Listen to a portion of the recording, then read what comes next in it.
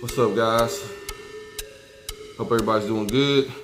Want to have a bit of a tabletop discussion about night vision devices. And before we go any further, I want to give a shout out to the homies over at AC Nightvision LLC. They helped to make this video possible. Been dealing with those folks over there for a while. If you're in the market for night vision or any night vision related accessories, then it'll be worth your time to stop by their website and take a look around. They got prices and everything posted over there, so it's not one of those situations where you got to call and go through a bunch of hurdles and shit like that to get pricing. Everything's right there. If something's sold out, it'll say it right there.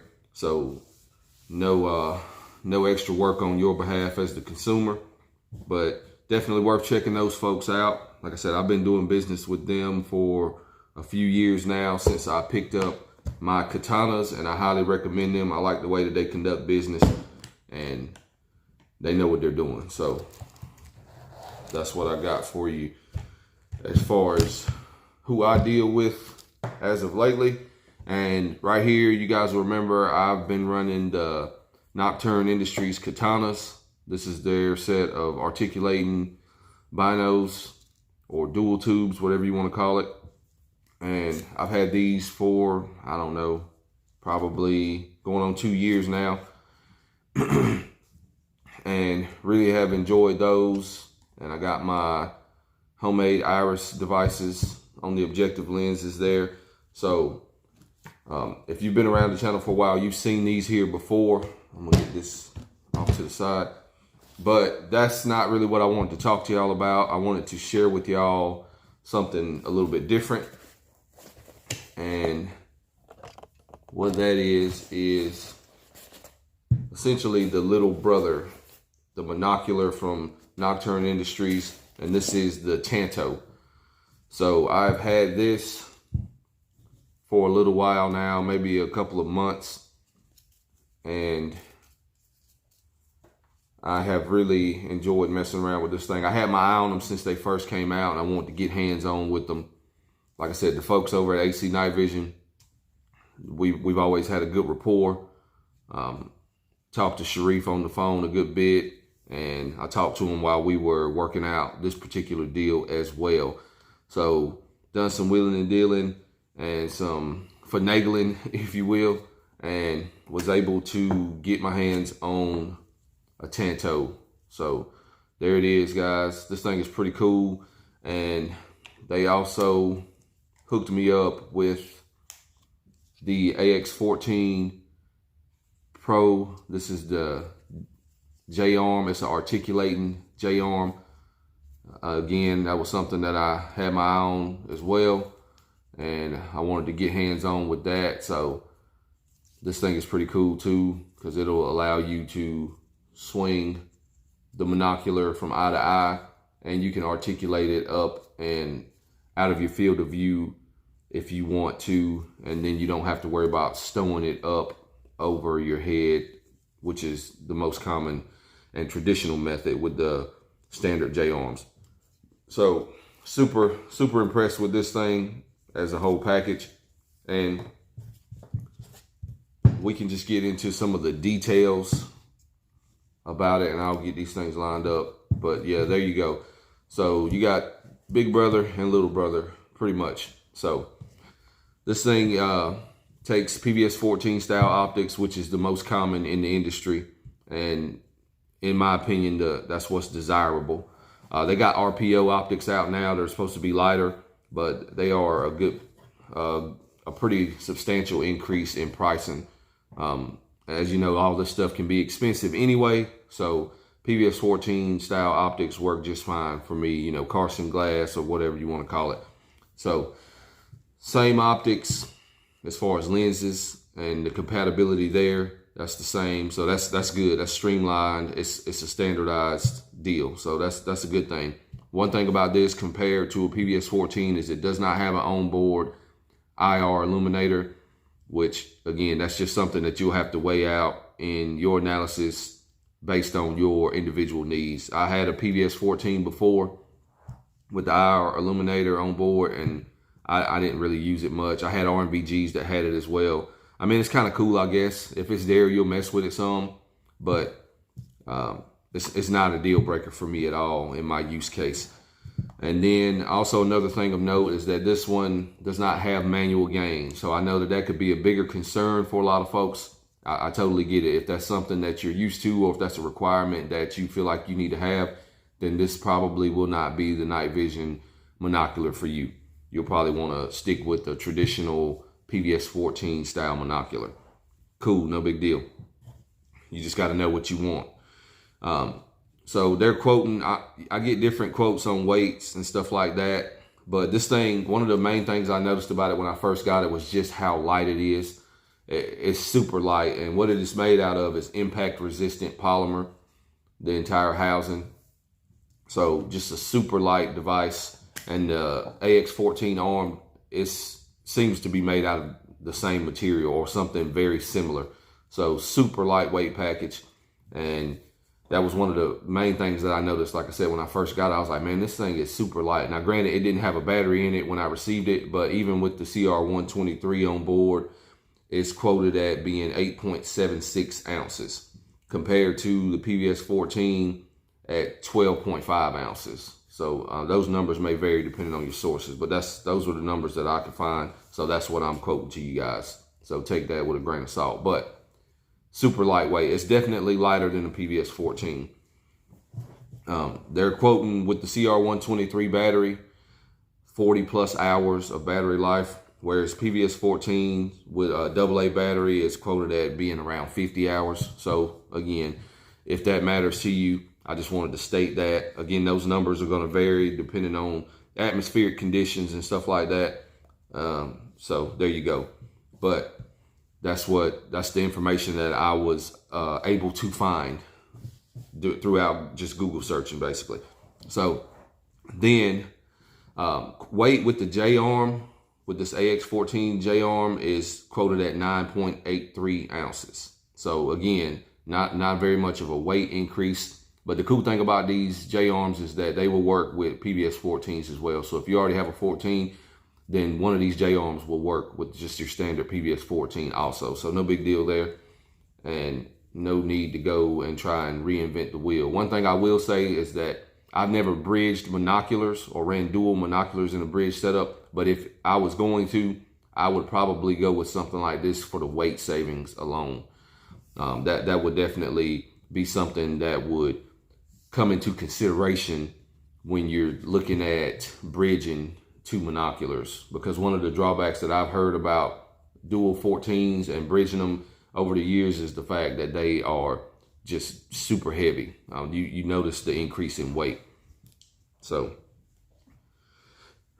even over a traditional binocular system or dual tube system. So that's another thing to consider.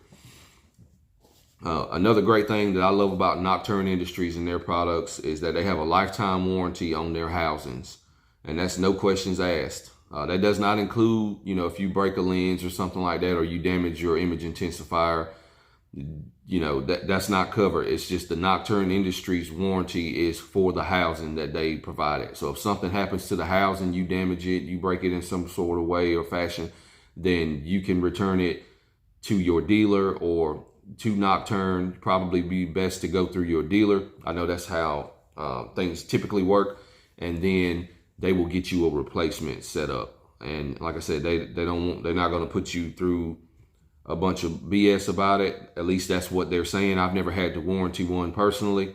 Hopefully I never will. I mean, they're pretty tough, but shit happens and people break things. Some people are just tougher on stuff than others, and some people are, some people just are a little bit rougher on their gear, we'll say it that way.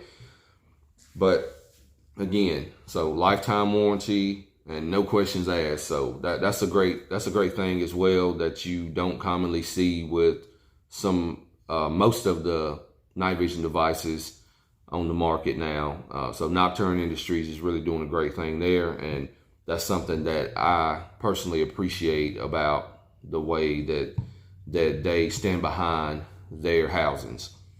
And another thing that I wanted to mention was just the ingress rating on this particular device, and it is stated to exceed IP68 and military standard 810 hotel, whatever that means. I don't know what the hell military standard 810H is.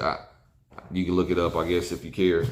I mean, it's military standard, and it meets those specifications, and it's going to be waterproof, or at least water resistant. So you're going to be good. I think the PBS 14s, they say they're good to be submerged at like 40 feet of water or some shit like that.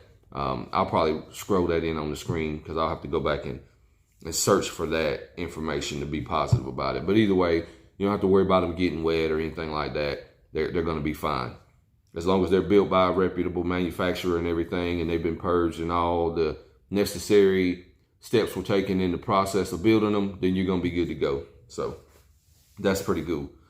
But I just wanted to share that with you guys and let you know that I did get my hands on one of these. Somebody's going to want to know what image intensifier in there, which is pertinent to the conversation when we're talking about night vision. And this has an Omni 8, and that's green phosphor Gen 3 image intensifier tube. And so I've been pleased with that as well, and no issues there. White and green is a debate, but it's really just personal preference. I like white phosphor. I've had both over the years, but you know, there is some cost savings to be had if you go with green, with the green phosphor image intensifier. So nothing wrong with that, and it's still Gen 3 night vision at the end of the day. So that's what I got for you guys. And there are some filters that different companies make, and I got these from Low Light Innovations, or this is they're who make these. Low Light Innovations makes these PBS 14 lens filters, and these, they look purple when you look at them, as you can see here, but they actually changed a green phosphor image to more of a white. It kind of settles that greenish tone down a good bit, and it's pretty cool. So I will be doing a review on those coming up down the road as well, because I also went with Omni 8 green phos tubes in the katanas as well. So these are all Omni 8 green phosphor image intensifiers. So, and I believe they are aviation spec. So pretty clean, really clean tubes. I've been happy with them so far.